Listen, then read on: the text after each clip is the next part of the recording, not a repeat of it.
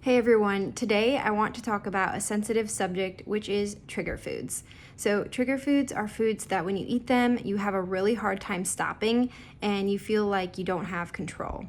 Some foods are literally engineered to make it so that it's hard to stop eating. So, these are hyper palatable foods such as super salty snacks like chips or crackers, sweet things like candy or cake or cookies, fast food, and more of the processed foods easily fall into this category of being trigger foods. But when you know that something is a trigger food, you have a few options. So, 3 strategies to face your trigger foods is to 1, slow down. So, slow down when you're eating it.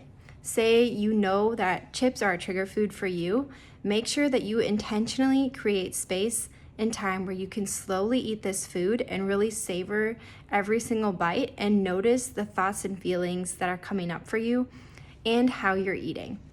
So that's number 1, which is slow down.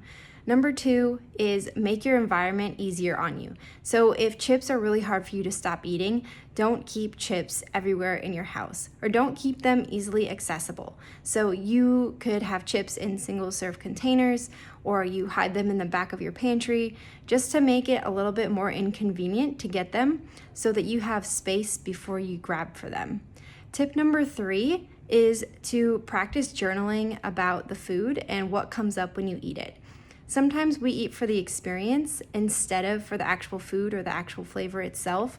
And when you slow down and you really take time to reflect and journal about what you're feeling, then you might notice that the chips don't actually taste as good as you want them to.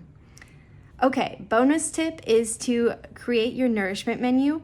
And whenever you're about to eat a red light food or a trigger food, do one thing from your nourishment menu first. And you can search this group for nourishment menu. I've talked about it before, but go ahead, give those tips a try. Let me know which one is most helpful for you, and I will see you all later.